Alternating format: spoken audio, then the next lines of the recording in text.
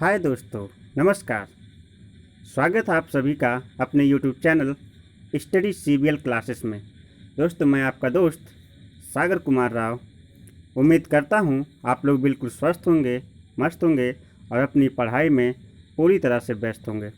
दोस्तों, इससे पहले मैंने जो वीडियो बनाया था वो रसायन विज्ञान के बिलियन चैप्टर से कुछ महत्वपूर्ण सूत्रों के ऊपर था। जिन दोस्तों ने वो मेरा वीडियो नहीं देखा है वो मेरे चैनल स्टडी सीबीएल क्लासेस पर जाकर मेरा वह पुराना सभी वीडियो देख सकते हैं और मेरे चैनल को ज़्यादा से ज़्यादा लाइक, सब्सक्राइब और शेयर करें। तो चलिए दोस्तों, आज एक नए टॉपिक के साथ मैं आपके बीच उपस्थित हूँ, जिस टॉपिक का नाम है रक्त विज्ञान, जिसे हम ब्लड साइंस या हेमेटोलॉजी कहते हैं। दोस्तों, आज मैं आपको बहुत ही ज़्यादा इंटरेस्टिंग चीज़ें देने वाला हूँ, बहुत ही ज़्यादा जो है नॉलेजफुल चीज़ें आज मैं आपको प्रदान करने वाला हूँ। हेमेटोलॉजी के अंतर्गत आज आप जो है अपने रक्त, खून यानी ब्लड से संबंधित सारी बातें जानने वाले हैं। तो कहीं मत जाइए, बने रहिए मेरे साथ स्टडी सीबीएल क्लासेस में। और अगर वीडियो पसंद आती है इसे ज़्यादा से ज़्यादा लाइक, सब्सक्राइब और शेयर करिए, अपने दोस्तों तक पहुँचाइए ताकि उनसे भी यह महत्वपूर्ण जानकारी उनके पास भी हो। तो चलिए दोस्तों, शुरू करते हैं। तो आगे टॉपिक में देख रहे हैं आप इससे सामने, जो कि मेरी लिखावट है, और इसमें मैं आपको आज कई सारी बातें बताने वाला हूं। अगर सेशन थोड़ा लंबा होगा तो उसे हम 2 पार्ट में बनाएंगे, लेकिन अब हम चलते हैं अपने टॉपिक पर। यहाँ पे लिखा हुआ है रक्त एवं रक्त विज्ञान। रक्त एवं रक्त विज्ञान। दोस्तों, रक्त का तात्पर्य है ब्लड से। ब्लड मीन्स होता है खून, जो हमारे प्रत्येक नसों में बहता है वही रक्त है। और वह विज्ञान जिसके अंतर्गत रक्त का अध्ययन किया जाता है उसे हेमेटोलॉजी कहते हैं। क्या कहते हैं? हेमेटोलॉजी। यानी रक्त विज्ञान की वह शाखा, विज्ञान की वह शाखा जिसके अंतर्गत रक्त एवं रक्त से जुड़ी सारी जानकारियों के बारे में अध्ययन किया जाता है, उसे हम क्या कहते हैं? रक्त विज्ञान या हेमेटोलॉजी। जैसा कि यहाँ पे परिभाषा लिखी गई है, वह विज्ञान जिसके अंतर्गत रक्त, ब्लड एवं रक्त से संबंधित अनेक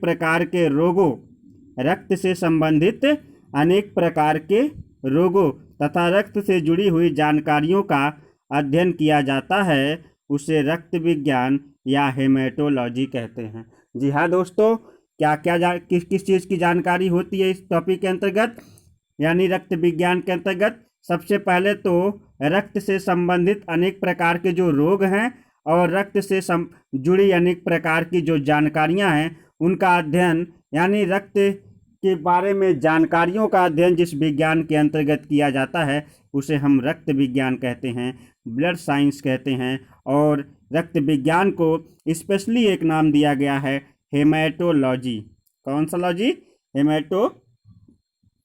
ऐसे विज्ञान की अनेक प्रकार की शाखाएं हैं, जैसे जिसमें जीवों का अध्ययन किया जाता है उसे जीव विज्ञान यानी जी कहते हैं। जिसमें जंतुओं का अध्ययन किया जाता है उसे जंतु विज्ञान यानी जूलॉजी कहते हैं। जिसमें विशेष प्रकार की वनस्पतियों का अध्ययन किया जाता है उसे वनस्पति विज्ञान यानी बॉटनी कहते हैं। तो ये विज्ञान की प्रत्येक अनेक प्रकार की शाखाएं हैं, जिसे इस प्रकार से स्पेशल जिस नाम से वह जुड़ी होती हैं उनका अध्ययन किया जाता है। और इस विज्ञान का नाम है रक्त विज्ञान, जिसे हेमेटोलॉजी कहते हैं।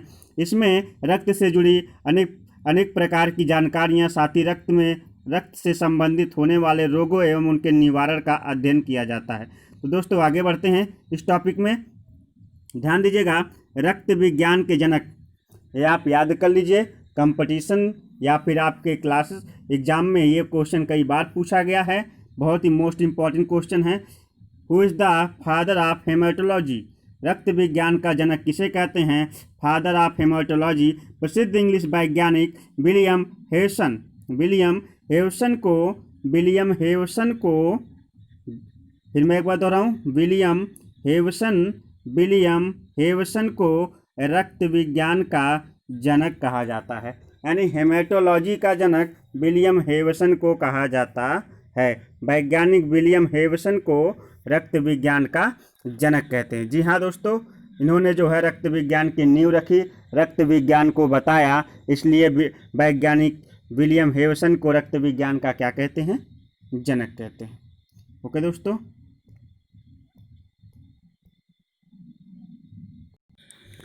चलिए, रक्त विज्ञान के जनक के बाद अब हम समझते हैं स्पेशली रक्त की परिभाषा। आखिर रक्त किसे कहते हैं, ब्लड होता क्या है। तो चलिए रक्त की परिभाषा समझ लेते हैं। देखिए, लिखा है कि रक्त एक तरल संयोजी ऊतक है। जी हाँ, रक्त की जो प्रकृति होती है वह रक्त प्रकृति से कैसा होता है, तरल होता है। यानी पदार्थ की 3 अवस्थाएं होती हैं, ठोस, द्रव और गैस, जिनमें जो रक्त है वह द्रव अवस्था में होता है। आगे देखिए, यह लाल रंग का अपारदर्शी द्रव है। अपारदर्शी मतलब जिसके आर पार ना देखा जा सके। यह लाल रंग का अपारदर्शी द्रव होता है। यह प्रकृति से करा कि यह संपूर्ण शरीर का लगभग 7% भाग घेरता है। कितना प्रतिशत? 7%। जी हाँ दोस्तों, रक्त जो है संपूर्ण शरीर का लगभग 7% क्या करता है, भाग घेरता है। इस बात को हमेशा याद रखेंगे। 7% भाग आपके शरीर का जो है कौन घेरता है, रक्त घेरता है। यह रक्त जो है क्या होता है, यह शरीर की विशेष प्रकार की वाहिनियों में बहता है, जिन वाहिनियों को हम धमनियाँ तथा शिराएँ कहते हैं। जिन वाहिनियों को हम क्या कहते हैं, धमनियाँ तथा शिराएँ कहते हैं। और धमनियों तथा शिराओं के द्वारा यह हृदय से फेफड़ों तथा फेफड़ों से हृदय अर्थात संपूर्ण शरीर में क्या होता है, बहता रहता है। धमनी, पहला है धमनी और दूसरा है शिरा। धमनी और शिरा के माध्यम से यह रक्त जो है कहाँ पर,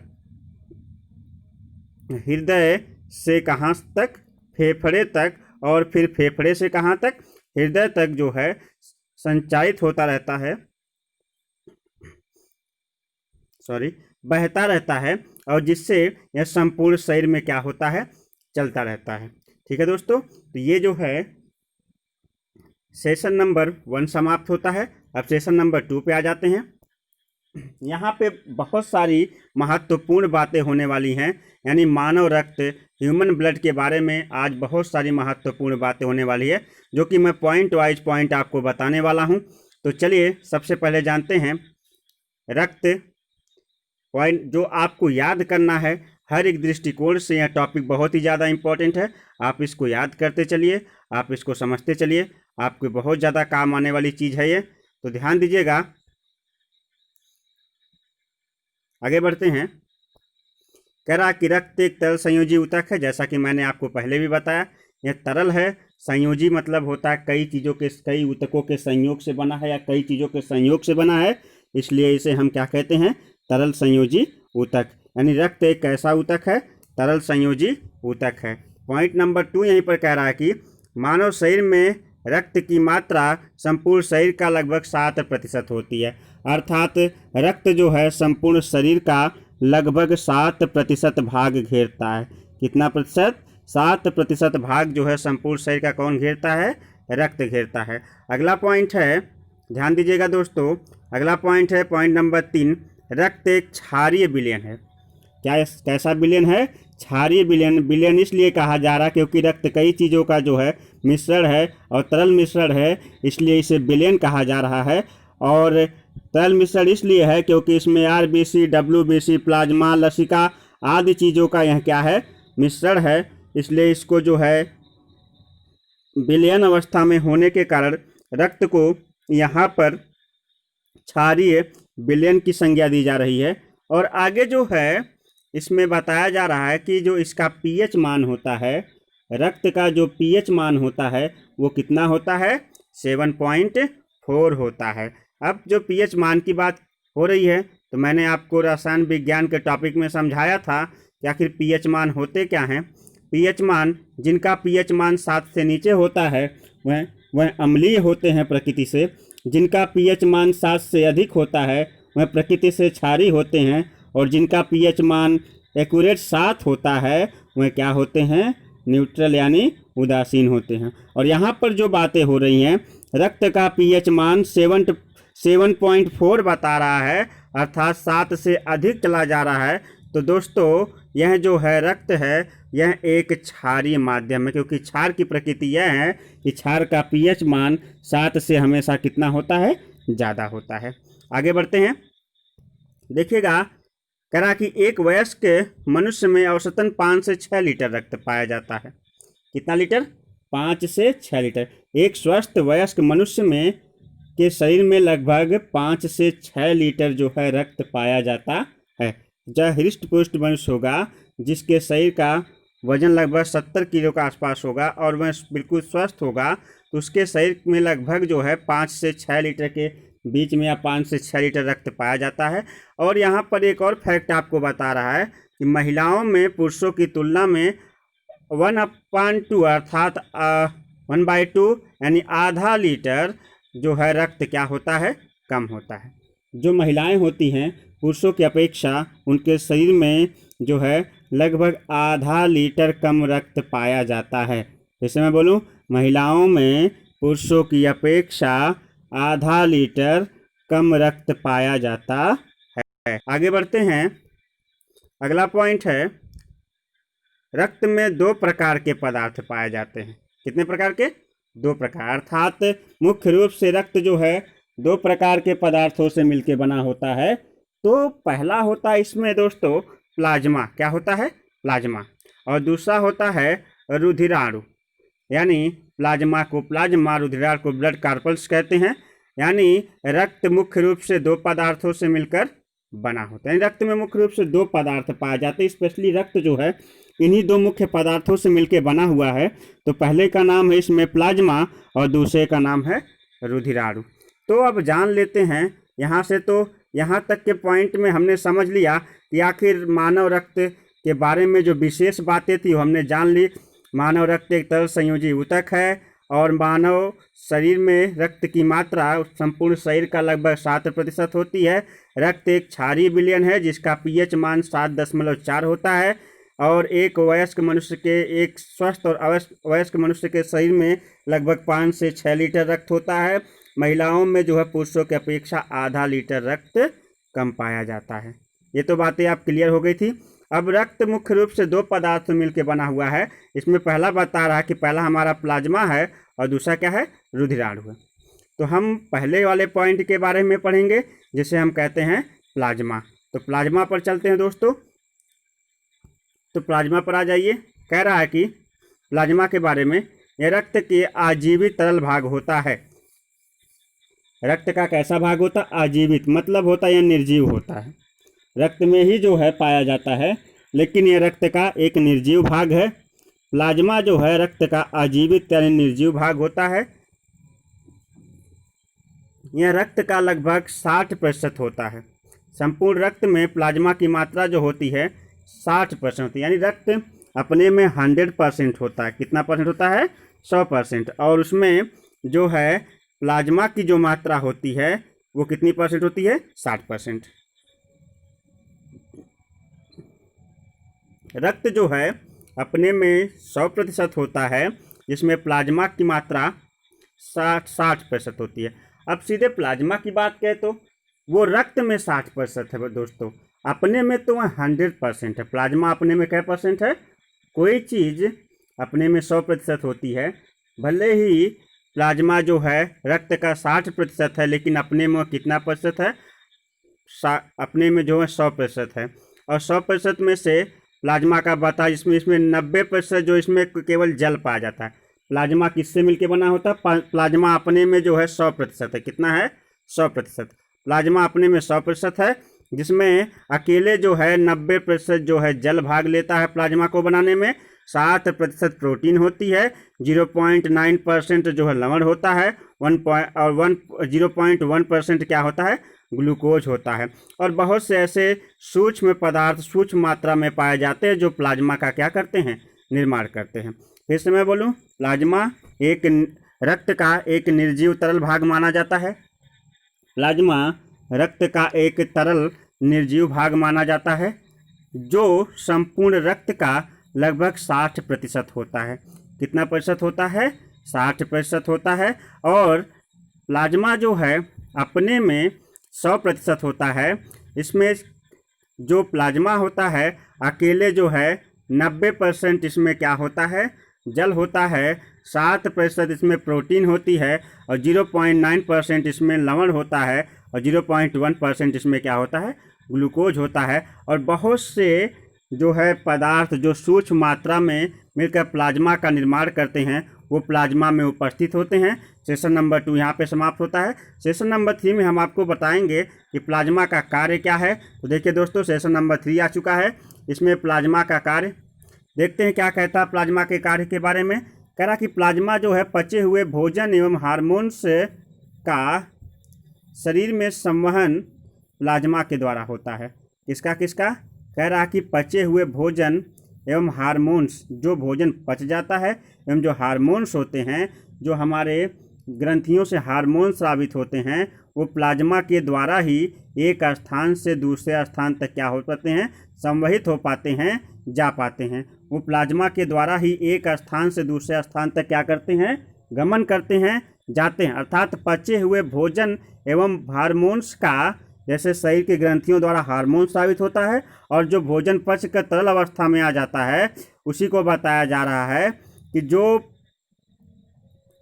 प्लाज्मा होता है, पचे हुए भोजन, जो भोजन तरल अवस्था में आ जाता है और साथ ही साथ जो है जो हार्मोन्स हमारी ग्रंथियों द्वारा स्रावित होता है, उनको एक स्थान से दूसरे स्थान तक ले जाने का कार्य कौन करता है, प्लाज्मा करता है। तो ये आशा करता हूँ पहला पॉइंट समझ में आया होगा। फिर प्लाज्मा में एक और इम्पॉर्टेंट टॉपिक आ जाता है कि आखिर सीरम क्या होता है।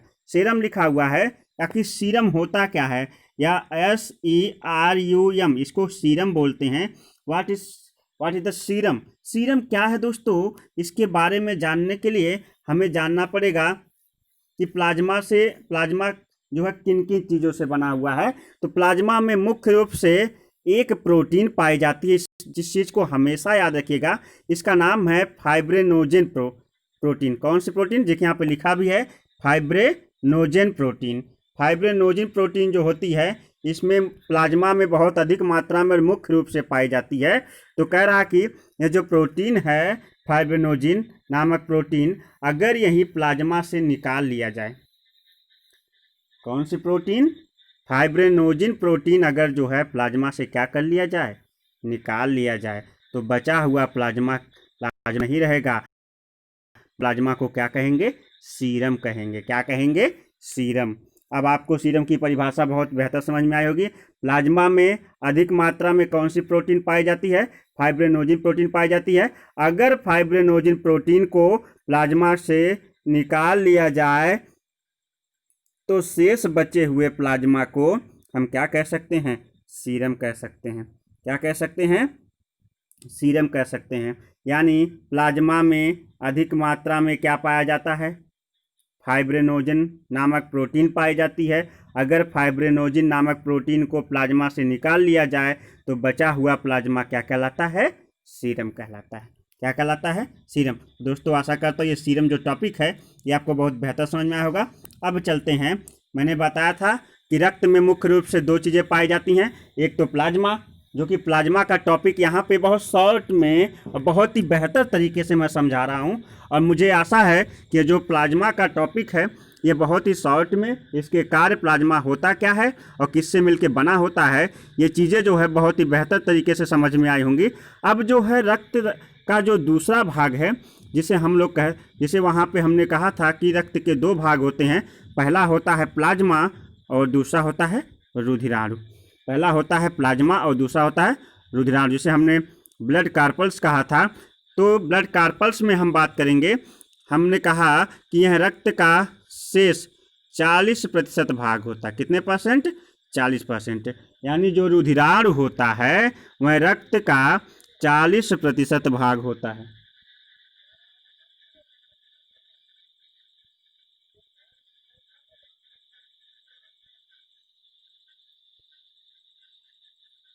रही थी तो रुधिराणु की जो बात चल रही थी, ब्लड कार्पल्स की जो बात चल रही थी, तो देखिए ब्लड कार्पल्स यहाँ पर है।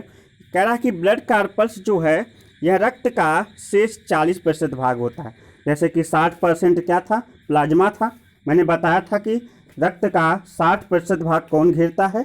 प्लाज्मा घेरता है। और अगर प्लाज्मा 60% भाग घेर रहा है तो टोटल रक्त जो है अपने में 100% होता है। तो फिर 40% भाग कौन घेर रहा है? तो 40% भाग घेरने वाला है, 40% भाग कौन घेर रहा है? तो 40% भाग घेर रहा है रुधिराणु। कौन घेर रहा है? रुधिराणु जो है रक्त का 40% भाग घेर रहा है। यह रक्त का शेष 40% भाग होता है। और रुधिराणु कितने प्रकार के जो है कितने प्रकार की चीज़ों से बना होता है?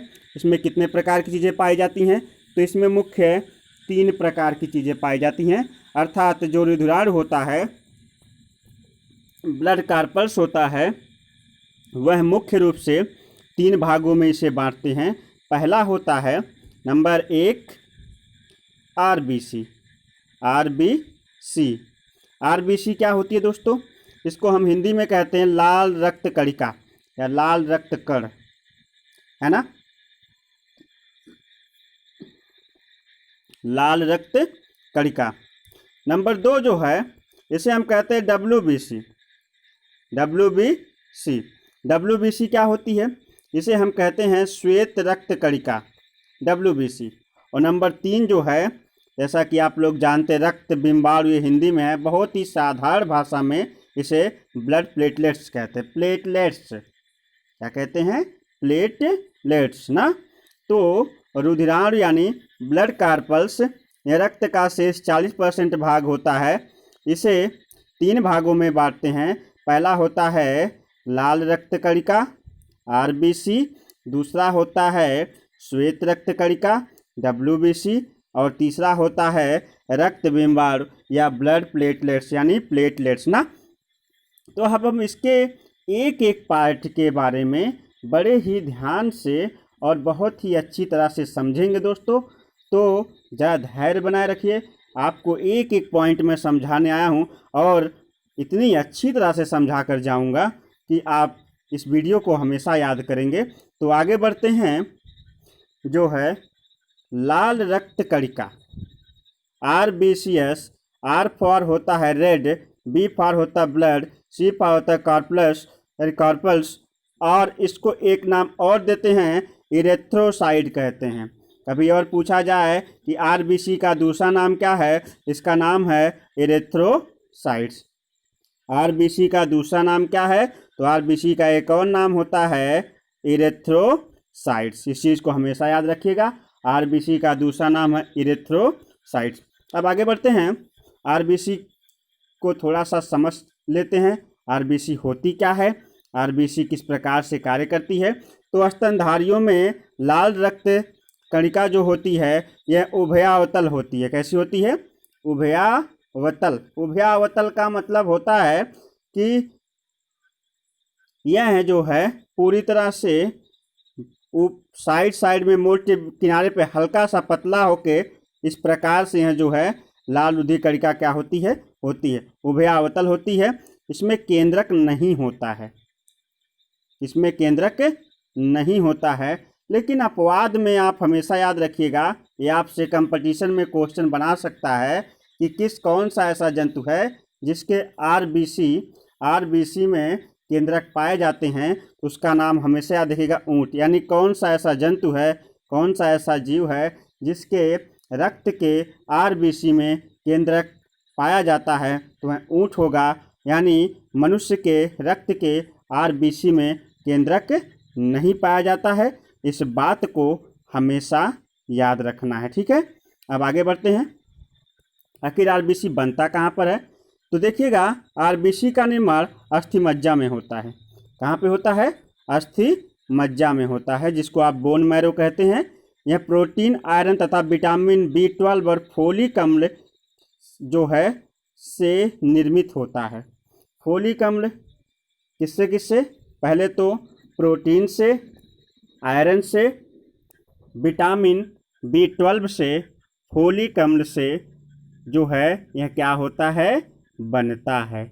यानी आरबीसी का निर्माण कौन कौन मिलकर करते हैं? सबसे पहले करती है प्रोटीन, उसके बाद आयरन, चूँकि उसमें लालिमा यानी लाल रंग होता है रक्त का, और विटामिन B12 और फोलिक अम्ल, जो सोयाबीन वगैरह में सबसे अधिक मात्रा में पाई जाती है, वह जो है मिलकर आरबीसी का निर्माण करने में सहायक होते हैं।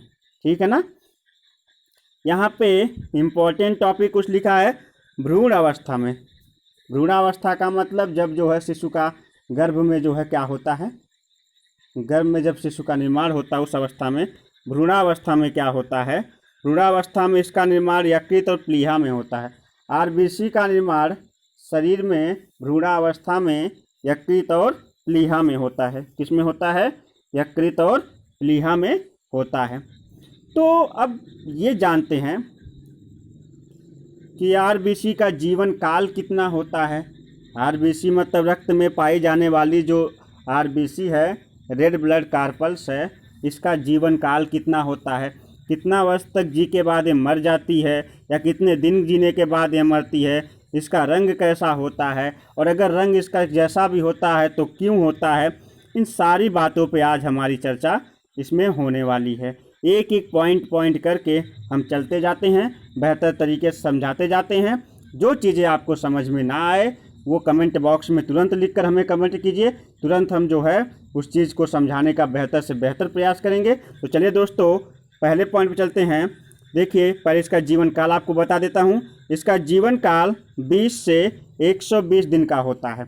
आरबीसी कम से कम 20 दिन और ज़्यादा से ज़्यादा 120 दिन तक क्या रहती है? जीवित रहती है। अर्थात आरबीसी एक प्रकार की कोशिका है जिसका जीवन काल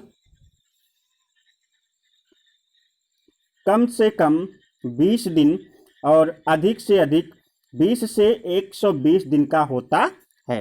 ये तो कंफर्म हो गया। आगे बढ़ते हैं। इसकी मृत्यु यकृत और प्लीहा में होती है। इसकी मृत्यु यकृत और प्लीहा में होती है। देखिए दोस्तों ये बहुत ही बार कंपटीशन में पूछा गया प्रश्न है, जो कि मैं आपको बता देता हूँ। इसे बड़े ही ध्यान से सुनना कि आरबीसी का कब्र किसे कहा जाता है। आरबीसी का कब्र किसे कहा जाता है? ये परीक्षा में कॉम्पिटिटिव एग्जाम में विज्ञान पोर्शन से बहुत ही बार पूछा गया प्रश्न है और अक्सर जो है इसमें लोग कंफ्यूज होते हैं। आरबीसी का कब्र किसे कहा जाता है? तो आरबीसी का कब्र दो चीज़ों को कहा जाता है, यकृत और प्लीहा को। यकृत और प्लीहा को आरबीसी का कब्र कहा जाता है। और ये क्यों कहा जाता है मैं आपको बेहतर तरीके से बता रहा हूँ, क्योंकि इसकी मृत्यु यकृत और प्लीहा में होती है और जब यकृत और प्लीहा में इसकी मृत्यु हो जाती है आरबीसी की, तो इसलिए यकृत और प्लीहा को आरबीसी का कब्र कहा जाता है। आरबीसी का क्या कहा जाता है? कब्र कहा जाता है। लेकिन एक बात ध्यान रखिएगा, जब युवा अवस्था आती है, मतलब शिशु अवस्था, भ्रूणावस्था नहीं बल्कि शिशु अवस्था, युवा अवस्था जब भी आती है, अर्थात जब जो है भ्रूणावस्था को छोड़ के सारी अवस्थाओं में जो आरबीसी है वो उसकी मृत्यु यकृत और प्लीहा में होती है। लेकिन भ्रूणावस्था में देखिए ऊपर आपने पढ़ा, भ्रूणावस्था में इसका निर्माण यकृत और प्लीहा में होता है। यानी भ्रूणावस्था में यकृत और प्लीहा इसके निर्माण में सहायक हैं, जबकि जो है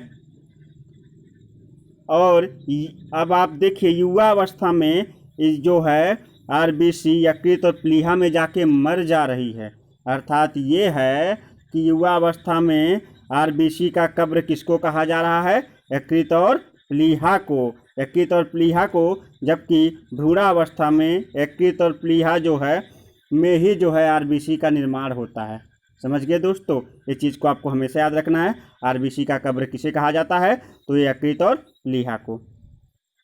कह रहा है कि इसमें हीमोग्लोबिन होता है। आरबीसी में क्या होता है? हीमोग्लोबिन, जिसमें हिम नामक रंजक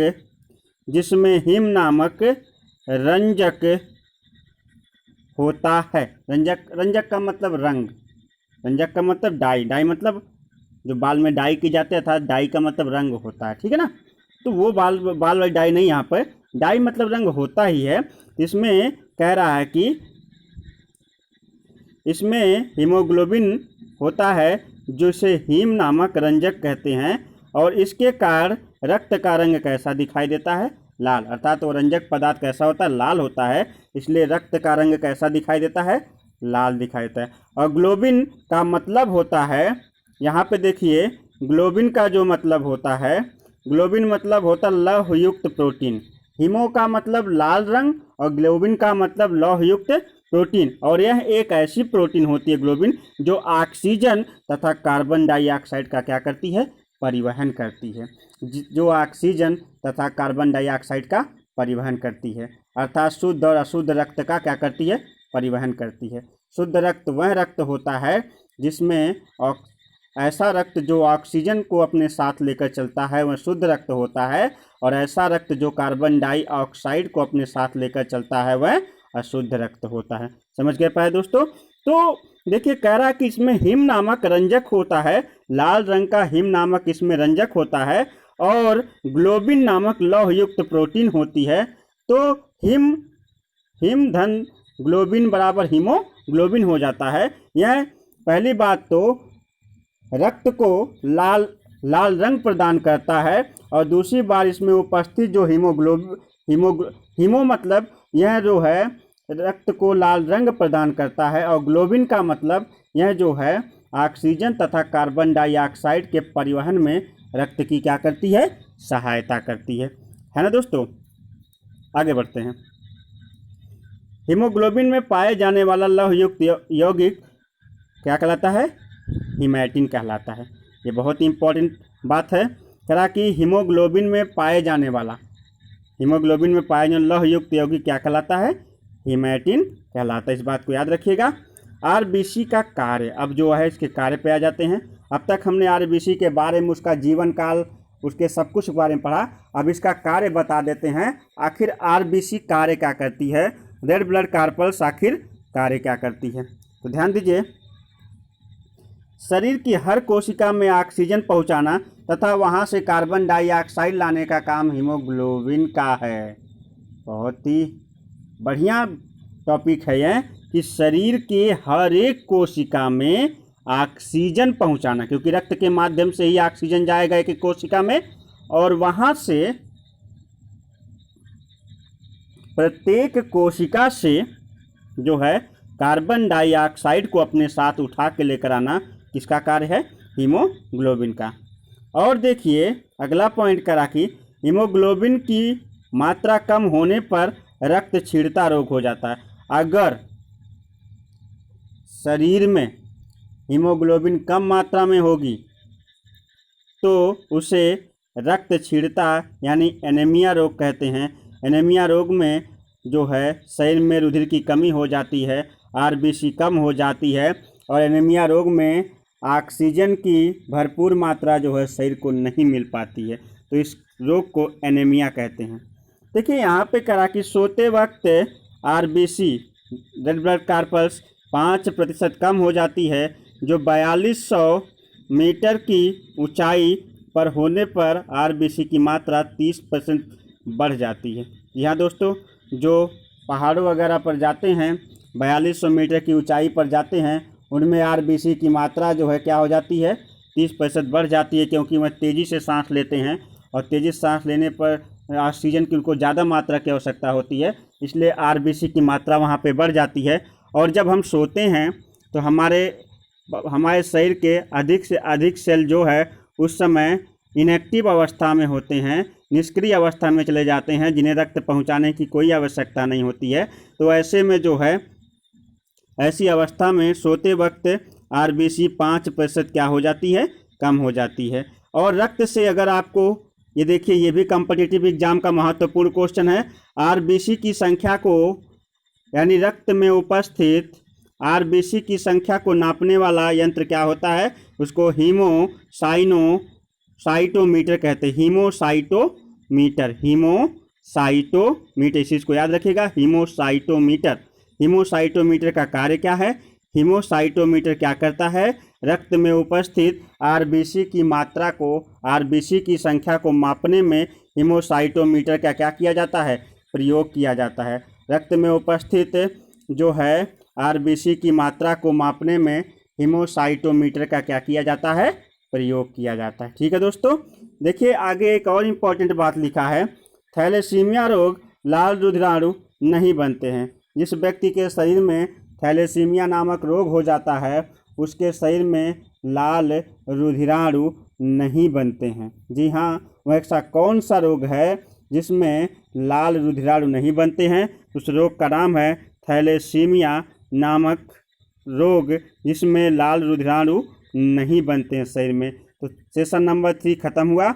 सेशन नंबर 4 मैं आशा करता हूँ कि मैं बहुत बेहतर समझा पा रहा हूँगा, और अगर नहीं समझ में आता है तो प्लीज़ मुझे कमेंट करिए, ताकि जो चीज़ आपको समझ में ना आए उसे कमेंट बॉक्स में लिखिए, मैं आपको बेहतर समझाने का प्रयास करूँगा। आगे देखिए, आगे कह रहा है आरबीसी आपकी ख़त्म हुई, अब आपकी आ जाती है डब्ल्यूबीसी, जिसको वाइट ब्लड कार्पल्स या ल्यूकोसाइट्स कहते हैं। जैसे उसको इरेथ्रोसाइट कह रहे थे, इसको क्या कहते हैं? Leukocyte. WBC white blood corpuscles श्वेत रुधिर कणिका को ल्यूकोसाइट्स कहते हैं, जबकि आरबीसी को रेड ब्लड कार्पल्स यानी लाल रुधिर कणिका कहते हैं, उसको इरेथ्रोसाइट भी कहते हैं। अब आ जाते हैं श्वेत रुधिर कणिका की तरफ। श्वेत रुधिर कणिका को वाइट ब्लड कार्पल्स कहते हैं, और वाइट ब्लड कार्पल्स जो होता है इसे हम ल्यूकोसाइट्स भी कहते हैं। अब देखिए, वो रंग, उस कणिका का रंग लाल था, इस कणिका का रंग सफ़ेद है। इसका जीवन काल कितना होता है, इसका शरीर में क्या कार्य होता है, और यह जो है कणिका, इसकी रचना कैसी होती है, और साथ ही साथ जो है यह हमारे शरीर में काम क्या करती है, और यह जो है कितने % भाग रक्त का घेरती है, इसका जीवन काल कितना होता है, ये सारी बातें जो हैं हम इस टॉपिक के अंतर्गत करने वाले हैं। तो ध्यान दीजिएगा, पॉइंट नंबर 1 में आपको बताया जा रहा है, जो डब्ल्यूबीसी होती है उसका आकार और रचना में अमीबा के समान होती है। किसके समान होती है? अमीबा के समान जो है इसकी आकार और रचना होती है, और इसमें केंद्रक पाया जाता है। इस बात को हमेशा याद रखिएगा कि मनुष्य में उसके आरबीसी में केंद्रक अनुपस्थित होता है, जबकि डब्ल्यूबीसी में केंद्रक पाया जाता है। यानी आरबीसी रेड ब्लड कार्पल्स में केंद्रक नहीं पाया जाता है, अर्थात केंद्रक अनुपस्थित होता है, जबकि डब्ल्यूबीसी श्वेत रुधिर कणिका में केंद्रक पाया जाता है, अर्थात केंद्रक उपस्थित होता है। ठीक है प्यारे दोस्तों, आगे बढ़ते हैं पॉइंट नंबर 2 पर। पॉइंट नंबर 2 कहता है कि इसका निर्माण अस्थिमज्जा तथा लिम्फ नोड और कभी कभी यकृत एवं प्लीहा में भी होता है। अभी देखिए, इसके निर्माण के 3 स्थान बता रहा है। कहाँ कहाँ पर? पहला बता रहा है अस्थिमज्जा, फिर लिम्फ नोड कह रहा है, और कभी कभी यकृत और प्लीहा में भी इसका निर्माण बता रहा है। उसमें बता रहा था कि जब भ्रूणावस्था में था तब जो है यकृत और प्लीहा में होता था, उसके बाद जो है बोन मैरो में हो रहा था, अस्थिमज्जा में। लेकिन यहाँ पे 3 चीज़ें हैं, पहले अस्थिमज्जा, दूसरा लिम्फ नोड, और तीसरा कभी कभी यकृत और प्लीहा में भी डब्ल्यूबीसी का निर्माण होता है। और आगे बढ़ते हैं, जो डब्ल्यूबीसी होती है उसका जीवन काल कितना होता है? इसका जीवन काल 2 से 4 दिन का होता है। देखिए, उसकी अपेक्षा बहुत, आरबीसी का जीवन काल था 20 से 120 दिन, जबकि डब्ल्यूबीसी का जो जीवन काल है मात्र सिर्फ लगभग 2 से 4 दिन का होता है। इसकी मृत्यु रक्त में ही हो जाती है, जबकि आरबीसी की जो मृत्यु थी वह यकृत और प्लीहा में जाके हो रही थी। आरबीसी जो यकृत और प्लीहा को आरबीसी का जो है कब्र कहा जा रहा था, लेकिन यह जो है डब्ल्यूबीसी की जो मृत्यु हो जाती है वह रक्त में ही हो जाती है। किसमें हो जाती है? रक्त। देखिए, इसको कहते हैं the protector of body. Protector of body का मतलब दोस्तों, जैसे आप समझिएगा, हम श्वसन करते हैं या फिर जो है हम बहुत सारी चीज़ें खाते हैं, तो सब कुछ ना तो हम शुद्ध खाते हैं और ना ही बहुत शुद्ध हवा में हम श्वसन करते हैं।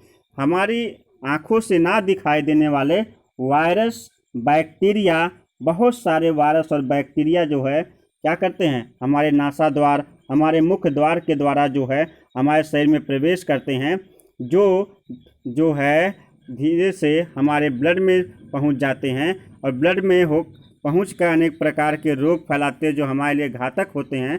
तो WBC क्या करता है, इसका मुख्य कार्य शरीर को रोगों के संक्रमण से बचाना, यानी रक्त में पहुँचे हुए वायरस बैक्टीरिया को मारकर WBC क्या करता है, शरीर को उस वायरस बैक्टीरिया से निजात दिलाता है, उस वायरस बैक्टीरिया से छुटकारा दिलाता है। यदि वायरस बैक्टीरिया को मारकर जो है वह ख़त्म कर देता है, जिससे हमारा शरीर रोगों के संक्रमण से बच जाता है। ठीक है दोस्तों, आगे बढ़ते हैं। WBC का सबसे अधिक भाग 60 से 70% न्यूट्रोफिल्स कोशिकाओं का बना होता है। किसका? न्यूट्रोफिल्स कोशिकाओं या कणिकाओं का बना होता है। और कह रहा कि ये न्यूट्रोफिल्स होती क्या है, आखिर मैं आपको समझा दूं। न्यूट्रोफिल्स कणिकाएं वे कणिकाएं होती हैं जो शरीर में चाहे नासा द्वार के माध्यम से चाहे मुख्य द्वार के माध्यम से शरीर में आए हुए रोगाणुओं तथा जीवाणुओं का भक्षण करती हैं। इसका भक्षण करती हैं, शरीर में आए हुए रोगाणुओं तथा जीवाणुओं का भक्षण करती हैं। ठीक है दोस्तों,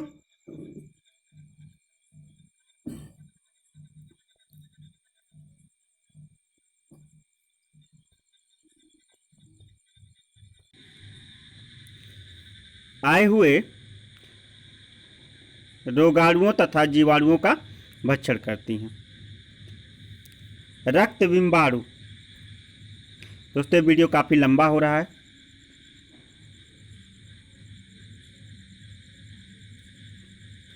इसके आने वाली वीडियो में हम रक्त बिंबाणु के बारे में चर्चा करेंगे।